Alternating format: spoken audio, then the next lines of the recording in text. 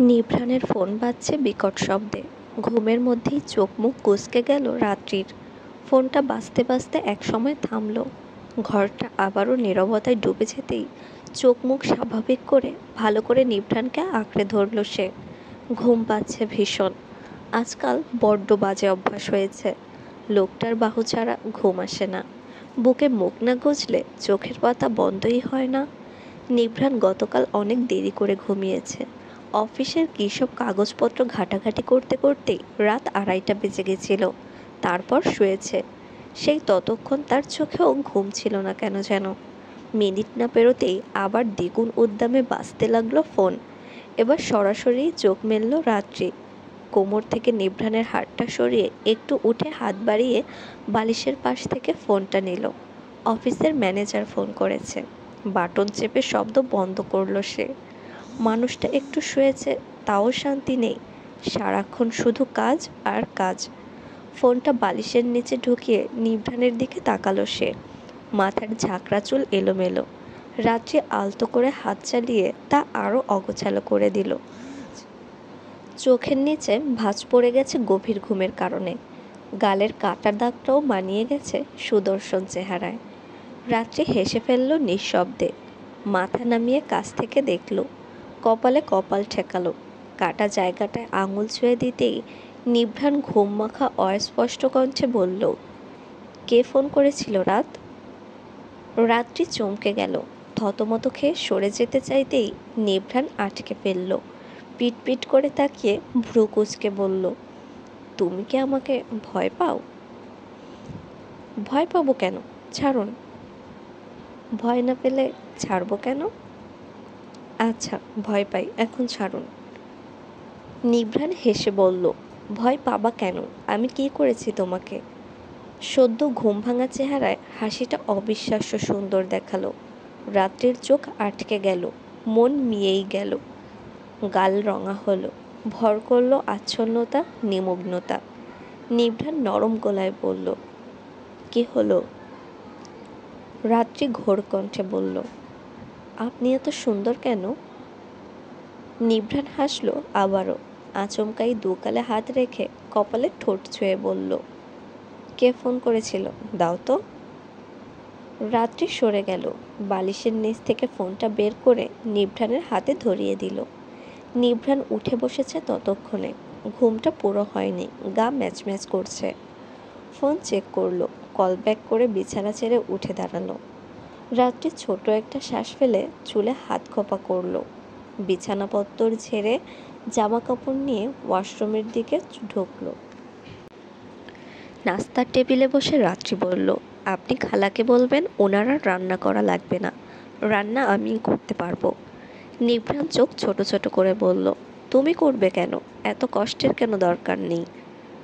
কষ্ট কোথায়? আমি তো আগে নিজের রান্না নিজেই করতাম। তো তো এখনো আমি করব। আপনার ভালো লাগে রোজ রোজ একই খাওয়া খেতে? অভ্যাস হয়ে গেছে রাত। রাত্রি ঝাঁঝানো কণ্ঠে বলল, আমার অভ্যাস নেই। আপনি মানা করে দিবেন মানে দিবেন। রুবিনার সামনে আর কথা বাড়ালো না নিভ্রান। ছোট করে উত্তর দিল, আচ্ছা ঠিক আছে। ঝালমুড়ি হাতে নিয়ে অপেক্ষা করছে নিভ্রান। ঝালমুড়ির প্যাকেট চুপসে হাতে হলুদ হয়ে যাচ্ছে, অথচ মেয়েটার আসার নাম নেই। রোজ দেরি করে। নিভ্রান চুল ব্রাশ করতে করতে গেটের দিকে চেয়েছিল একদৃষ্টে। সারাদিন দেখতে পায় না এমনিই, সন্ধ্যাবেলা কই একটু তাড়াতাড়ি করবে না। তাকে অপেক্ষা করিয়ে এই মেয়ের নিশ্চিত পৈশাচিক আনন্দ পায়। হঠাৎই পাশ থেকে কেউ একজন ডাক দিল, বাবা তোমার সাথে একটু কথা বলা যাবে? নিভ্রান ঘাড় ফেরালো। একজন মধ্যবয়স্ক লোক। পোশাক আশাকে বোঝা যাচ্ছে ভদ্রলোক, ফালতু কথা বলার জন্য আসেনি। নিভ্রান নড়ে চড়ে দাঁড়ালো, ভদ্রভাবে বলল, জি বলুন। ভদ্রলোক এবার হাসলেন, সহজ হয়ে বললেন, কেমন আছো?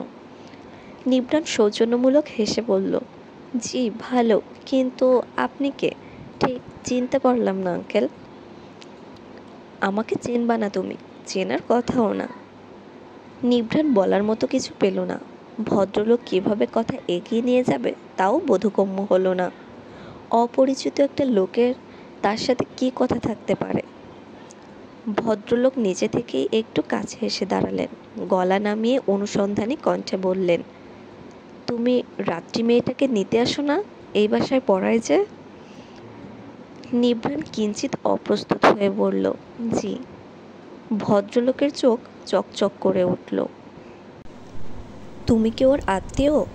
নিভ্রাণ বুঝতে পারল না কী বলবে, সম্মতিসূচক মাথা নাড়ালো শুধু। ভদ্রলোকের কথাবার্তার শেষটা কী দিয়ে হবে ভাবতেই মাথা ঘোরাচ্ছে। ভদ্রলোক নিভ্রাণের হাতের দিকে তাকালেন, ঝালমুড়ি দেখে বিস্তর হেসে বললেন, ও কি তোমার বোন? তুমি বড় ভাই নিশ্চয়। নিভ্রাণ দুই ভুরু উঁচিয়ে কয়েকবার পলক ঝাপটালো।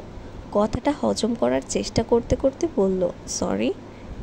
ভদ্রলোক এবার আরও একটু এগোলেন, উজ্জ্বল চোখে চেয়ে বললেন, আসলে ওকে আমাদের খুব পছন্দ বুঝলে। ও তো খুব চুপচাপ থাকে, তাই ভাবছিলাম একেবারে ওর পরিবারের সাথেই কথা বলবো আমার ভাতিজার জন্য। নিভ্রাণ খুক খুক করে গলা ছাড়ল, এক আঙ্গুলে কপালের কোণ ঘষে বলল, রাত বিবাহিত আঙ্কেল, আমি ওর হাজবেন্ড, ও আমার বউ, ছোট বোন না। ভদ্রলোক যেন বিষম খেলেন, জোর গলায় বললেন, বিবাহিত? কে বলেছে? নিভ্রাণ হতবিহ্বল কণ্ঠে বলল, আমার বউ, আমি জানবো না ও বিবাহিত? না মানে ও তো কখনো বলেনি। নিভ্রাণ বলল না কিছু, হাসবে না কাঁদবে দোটানায় পড়ে গেছে। ভদ্রলোক আবার বললেন, ও আসলেই তোমার বউ? নিভ্রাণ হাঁপ ছেড়ে বলল, জি আঙ্কেল, আপনাকে কাবিননামার ছবি দেখাবো? আচ্ছা 1 মিনিট। বলে সেকেন্ডেই ফোন বের করলো সে। ছবি ছিল তার কাছে, বের করে জুম করে বলল, এই যে আঙ্কেল, পড়েন। ভদ্রলোক অসন্তুষ্টি নিয়ে চাইলেন, এক পলক দেখে বললেন, ও আচ্ছা আচ্ছা, কিছু মনে করো না, আমি বুঝিনি। নিভ্রাণ ফোনটা পকেটে ঢোকালো, মেজাজটা চরম খারাপ হলেও মুখে বলল, জি ঠিক আছে, সমস্যা নেই, কিছু মনে করিনি। ভদ্রলোক যাওয়ার জন্য পা বাড়াতেই রাত্রির দেখা মিলল। গেটের সামনে দাঁড়িয়ে আছে রাস্তা ফাঁকা হওয়ার জন্য, এপাশে আসবে, এক হাতে মাথার ওড়না ঠিক করছে। নিভ্রাণ নিজে এগিয়ে গেল, ওপাশে পৌঁছাতেই রাত্রি হাত বাড়িয়ে দিল ধরার জন্য। নিভ্রাণ হাসল, প্রশান্তির হাসি, পূর্ণতার হাসি, প্রেয়সীর ভরসা অর্জন করতে পারা অদম্য দুর্বার হাসি। সাবধানে রাস্তা পার করে গাড়িতে বসিয়ে ঝালমুড়ি ধরিয়ে দিল হাতে। গাড়ি স্টার্ট দিতে দিতেই রাত্রি ঝালমুড়ি চেবাতে চেবাতে বলল, আপনি রুমাইসার বাবার সাথে কী কথা বলছিলেন? নিভ্রাণ বুঝল ভদ্রলোক রাত্রির স্টুডেন্টের বাবা।